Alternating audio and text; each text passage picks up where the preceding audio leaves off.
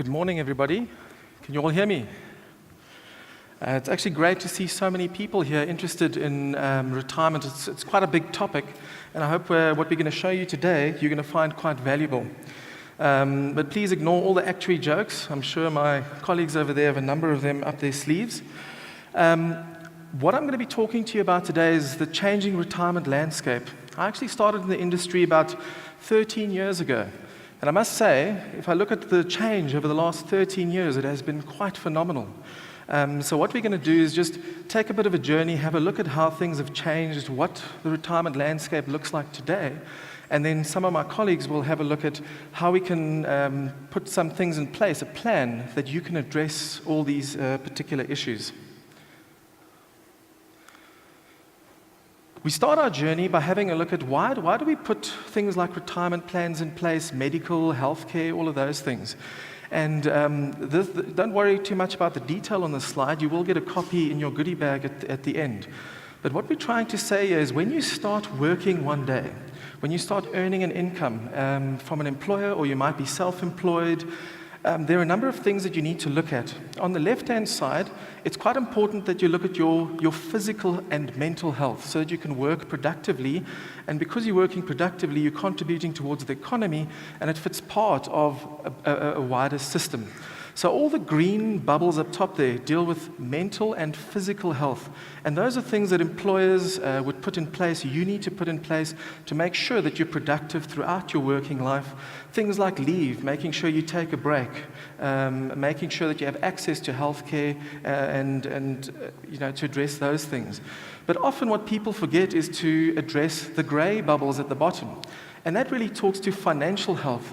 And that is also important to be productive, to make sure you can do things, because that is also linked to stress and other things that could impact your ability to work and earnings potential. But financial health is not just about a big salary. How many of you know people with a massive salary, but they've got no assets? Or they're not managing debt appropriately. Financial health is about having a good income, but then spreading the consumption of that income over your full lifetime. And the reason for that will become quite clear in a moment. But what we're going to do today is just focus on the retirement component of the grey bubbles, and hopefully in future seminars we can talk a little bit more about some of the other issues that impact financial health. So let's look at retirement.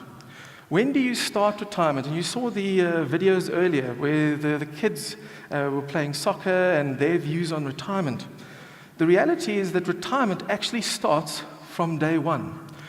Just over a month ago, I became a dad, so I'm starting to understand the value of stage one for retirement. So for my son, I need to now start having a look at creating what is called human capital. What is human capital?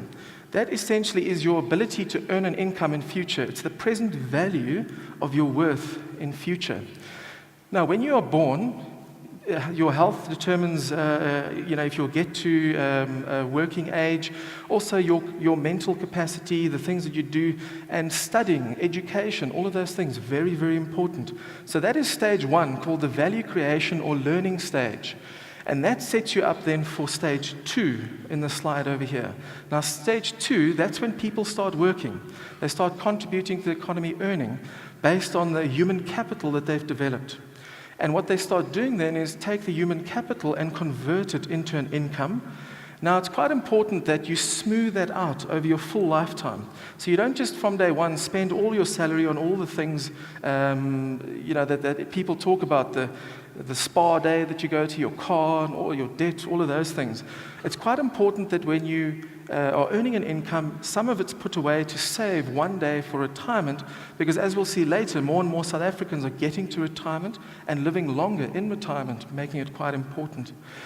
When you then from stage two, eventually after 30, sometimes 40 plus years, people move into stage three, and that's essentially when this traditional view of retirement, and historically it's always been at around ages 60 to 65. Stage three is when you start converting your assets you start drawing it as an income. And the reason for that is that your human capital, your potential earnings capability has dropped by that point in time, which means that you need assets to supplement your income. What is interesting, though, is that over the last number of decades, these phases have become blurred. So when my grandfather was at work, he had a job for life. And he got a pension, and he went on pension, and he was in stage 3. So it was very neat, learning stage 2, stage 3. What's happening these days is while people are in stage 2, they start again. They start learning a new trade. They start learning a second trade. And then when they're supposed to, historically they would have gone into stage 3, they're actually starting a second career. And I've read about a lot of people that they were engineers once, and in their 50s they start studying to become a lawyer, and eventually they become a judge. Those are the things that are happening. So eventually what you find today is that you get stages upon stages as the environment has changed. That has meant that we've needed to adjust the way we think about retirement, plan for retirement, and some of the structures that are put in place. So how are things put in place in South Africa? This slide shows you the benefit structures in retirement funding. Many years ago, the predominant form of funding was called defined benefit. And I'm sure most of you know what a defined benefit fund is, although most of you are probably not on a defined benefit fund. Defined benefit fund is when you, at retirement, get a pension from a company's occupational scheme. The pension that you got was based on your salary and then a formula, and you got that for life. And that was the old traditional way of doing it. Since the 1980s, however, things have been changing quite a bit in South Africa, where the form of provision has moved from defined benefit to what is termed defined contribution. Now, defined contribution, in simple terms, it's like a savings account. You contribute, you get returns on those contributions, and one day when you need to get a pension, you draw from it. And you either need to decide whether you purchase a pension for life from an insurer. If you're lucky, you could potentially get it in a fund, or you draw down in what is called living annuities, and Bruce is going to talk a little bit about that later. So this is a slide that shows you from the Financial Services Board's data what proportion of funds in South Africa are defined contribution.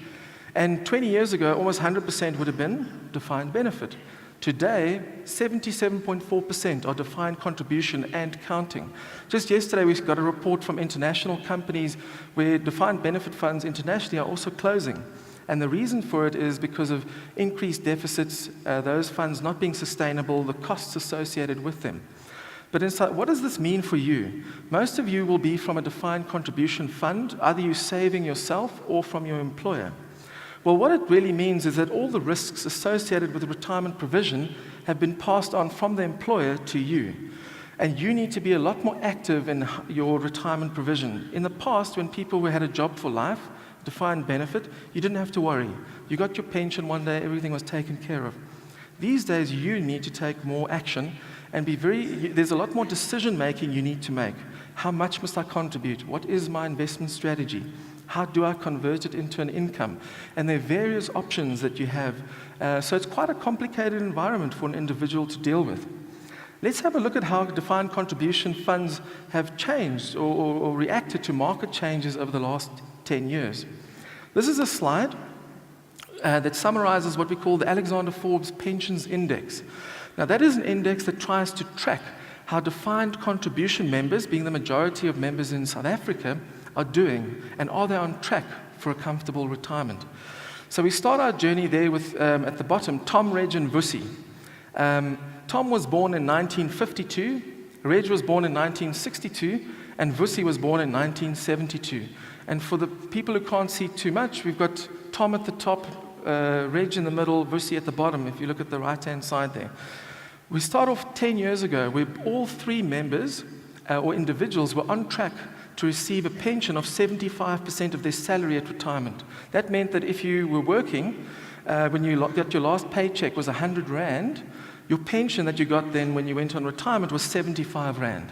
And we'll talk about later whether that is an appropriate number, but that's the benchmark that we use. And you can see that over time, as the investment markets have changed, how that's reduced. People started off at 75.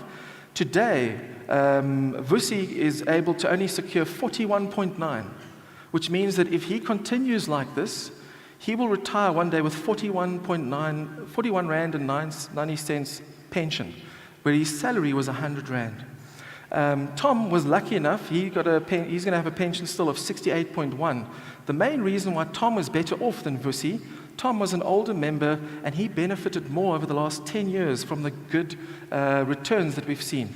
Today we see the JSE still at all-time high, sitting at 47,000. We've seen great returns over the last 10 years, but the outlook going forward is a lot lower returns because, as Andrew will tell you later, things do revert to the mean. You can't expect those high returns going forward. What is interesting, though, is you'll see in the financial crisis hit in the middle of that graph. That makes sense. That's when Lehman's collapsed and the whole market went down. You can see all three individuals were impacted by that. But look what happened since then. The market improved dramatically. It went up to 47,000, yet up until recently, the pension incomes were declining. Why is that? My returns were good, but my pension income that I can secure has gone down. And the reason for that is, in defined contribution, it's not about just the returns on your assets. It's about converting those returns into an income. And during this period, because of quantitative easing, Gareth's going to talk a little bit about that, interest rates have been at all-time lows. And that has meant that converting your capital into an income, it's become more expensive. And that outweighed the good returns that people got over the last number of years. The bottom line with this slide is that different generations of members in a defined contribution will expect different outcomes based on how they were exposed to the market, what they contributed, how long their generation is expected to live in future. So what does this all mean for you? It means that you need to be more active as a defined contribution member. You need to regularly check, am I on track? You can't, the days of just saying the company's pension will look after me, those days are gone. These days, you need to look, how much have I got? Am I on track? Look at the investment markets and readjust your plans accordingly. If Tom, Reg, and Vusi did that and adjusted their plans sooner, then we would have seen an uptick in some of their outcomes. And I think that's the main message from this slide. Let's have a look at some of the other things. Over the last number of years, we've seen increased job mobility. People are switching jobs more often, especially the new generation. And those of you that are employers, you know the guys working for you, you get so frustrated with them, they just want new things and they want to go to the new job and a better job and more pay and all of that stuff. That's what's happening. These days, the average South African will have about 7 jobs when they get to retirement. 7. When my grandfather worked, it was on average 1, maybe slightly more, but the point is it's increased dramatically and it's continuing to increase. By the time my son gets to work, and retirement, he probably might have had 10, 15 plus jobs by the time he gets there. Why is that important? Every time you change jobs and you've saved, you need to make a decision. What do I do with that accumulated retirement pot? And you need to decide, do I take it in cash? Do I preserve it? Where do I preserve it? And unfortunately in South Africa, the slide over here, the green line, tells you the proportion of people that are preserving. And the average is that 1 in 10 South Africans are preserving when they change jobs. So they're changing jobs more often, and when they are changing, the vast majority are not saving. They're not preserving their assets. And that results in, instead of having a pension of 75 at retirement, it goes to well below 30 Rand in every cent because of that. And that's one of the biggest reasons why people who get to retirement these days don't have sufficient money, because they didn't save every time they change jobs. The good news is that National Treasury has come out with some reforms to try and encourage and help people to preserve. And we will start seeing this year some measures being put in place. Some others will come in the years to come, where they'll have more limited access to retirement savings, but still trying to balance short-term needs for individuals, which I think is quite a good thing. So what else has been changing? Increased longevity.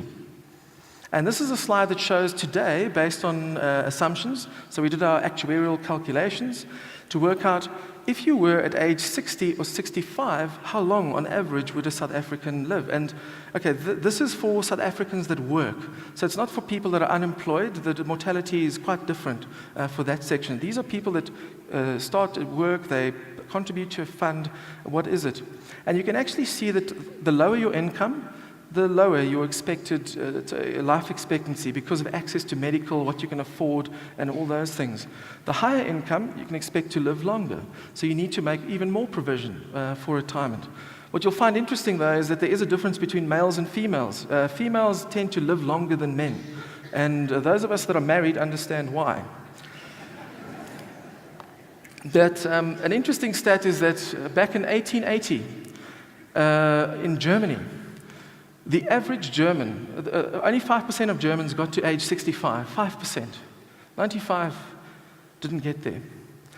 Today, almost the vast majority of people do get there in the Western and European countries. In South Africa, how many people do you think get to retirement at 65? Even with HIV and AIDS and all of those things, 50%. And if you take out the section of the population most exposed to HIV and AIDS, the vast majority actually get to retirement. Then what is the probability of living into retirement? Well, there's a 50% chance that you or your spouse, if you're age 65, will get to age 90. Now, what does that mean? It means that people need their retirement savings to last a lot longer than 100 years ago. It means that you need to do a lot of different things. And one of those things is retiring later. People these days need to retire later. As I mentioned, sometimes people leave formal employment, start a second career, and you supplement your income with that second career to keep yourself busy and all those things. And we're seeing it quite a lot these days. These are stats, 1880, the German Social Security retirement age was 65. So that was when this whole concept of a retirement age of 65 was born, 130 years ago. Yet people today still think that's my retirement age. The reality is you probably need to work into retirement to supplement income because you need your assets to last a lot longer. And that then speaks to contributions. How much must I contribute towards retirement funding? And roughly about 10 years ago, the average rule of thumb in the industry was if you contribute between 12 and 15% from the day that you start working, that should be enough. And yes, it was enough. You saw that Tom was largely on track. He was similar to where he was 10 years ago because he benefited from the good investment returns over the last 10 years. But you saw what happened to Vusi. Vusi was not on track. The new generation of defined contribution members, those that are starting work today in their middle age, will need to contribute more towards retirement, or a combination of contributing more and retiring later. And this just shows you, based on current conditions, what contributions you need to make from day one to achieve that 75% pension. So if you start at the age of 20 and you're retired at age 70 these days, a 13% is good enough. And that is the average contribution South Africans make when they belong to a fund. But we all know that a lot of people actually are not starting to work at age 20, they work later because you need to study longer to create your human capital that we talk to. A lot of people are still staying with parents well into their 30s, trying to do all of those things. The other alternative is to, and if people retire at age 65, you need to contribute 18%. And if you want to retire at age 60, 24. The reality is these contributions, especially the higher ones, are not affordable for many South Africans.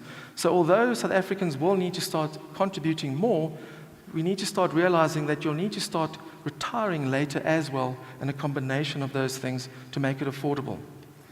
So I'm just going to close off with some of the retirement reform principles. And who here read National Treasury's papers over the weekend? I see many of you, midnight reading, and there was a good summary, in fact, in Personal Finance. For those of you that didn't read it, I actually find that quite a useful summary. Now, retirement reform is about changing the retirement landscape to make it more relevant to today, given all the changes that we've just noted. So what is National Treasury trying to achieve? The bottom line is they're trying to make sure that the pension that you get, that I get one day, is a better pension, a higher pension. And they're trying to address it with a number of measures. And the first is that everybody in the system, employers, trustees, must focus on you, the individual. It's not about just the running of a fund. They need to connect with you as the individual and help you far more than they have in the past. When we shifted from defined benefit to defined contribution, I don't know if you all know, but a lot of employers actually step back. They put this fund in place and they stop being active in defined contribution funding. What Treasury is trying to do now is to make employers more active, because there's quite an important function that an employer plays in the workplace. Also, they're trying to make trustees more accountable for retirement provision, to provide you with good options, good information that doesn't just stop at when you leave, but continues after into retirement. Some other things that have also taken place is increased regulation. And Jenny is going to take us through a lot of the tax changes. But over the last 10 years, we've seen a huge amount of regulation. And I think a lot of those have been really good to protect you as the consumer, to protect me when I get a pension. About 10 years ago, we didn't have all these things, in terms of good advice, professionalization of advice, making sure that administration is done properly, a lot of requirements around that. And one of the more recent things is treating customers fairly. They call it TCF. And I think that is going to have a major impact in ensuring that the financial services sector treats you more fairly and aligns its interests with you.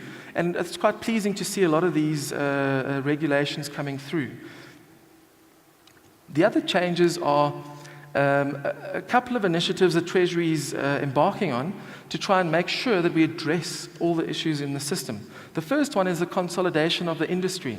In South Africa, we have about 3,000 retirement funds. That's a lot. 12 years ago, we had about 12,000. And many of them were actually very small. So there's measures to try and consolidate the industry for two reasons. More consolidation means more economies of scale, which means lower charges, which means better value for money.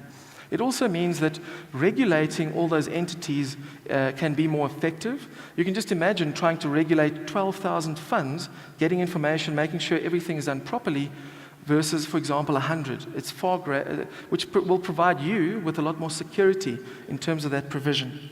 The other major thing is compulsory savings and preservation. We've seen that National Treasury wants to make it compulsory over time that people do contribute, because many people forget that they think retirement's 30 years, 40 years away, I'll start tomorrow. Unfortunately, human behavior is such that you will always put it off. So there's going to be some measures over the next number of years to make it compulsory and phase in to start contributing, and when you change jobs, to have limited access to your retirement savings. However, they have pointed out that any accrued rights will be maintained. Quite a nice one is bringing in default preservation and pension.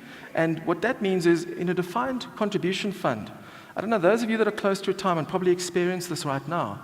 You have a huge amount of options to look at. What are you going to do? Must I have a living annuity, a life annuity? What do I do? So what is in defined contribution has meant is trustees look after the fund up until retirement, and then you're left on your own. What Treasury is trying to do is to make sure that they help you in the transition into retirement by providing you with good options as a base, good information to transition you better. And I think that is a really, really good thing to help pensioners or retirees when they get there. The other major thing is costs, and that has been a major issue. A lot of the research has shown that in South Africa, costs are far greater or higher than international standards. And there are a number of reasons. Some of them are structural, the complexity of our environment. But there are a number of other reasons, including transparency, the ability for you to choose and look at if you're getting value for money. So it's quite pleasing to see that those kinds of steps are going to be put in place either the end of this year or beginning of next year for consultation. And it all revolves around transparency. What am I paying? My asset management fees, performance fees, having principles around that, making sure that you're not double paying for performance or paying for performance that's just pure luck, as an example. Also things like penalties on early termination, and I think that'll be phased out and is not looked at positively. And then the disclosure and adoption of standard charging measures. And I think that to me is quite a powerful measure, because those of you that get to retirement, even now, are you able to compare different product prices? It's very difficult. So these kinds of standards, I think, are going to put people in a better position to be able to compare, to make better decisions, and the end outcome, making sure that you have a better pension in retirement. So I hope that's been a good overview of the changing landscape. You can see it's been a huge amount of changes, but my colleagues will take you through how are we going to deal with those changes and what you need to take into account in your financial plan. If you have any questions for me, please send it to this number. It's up on the screen, and we'll deal with it at the panel discussion at the end. Thank you very much.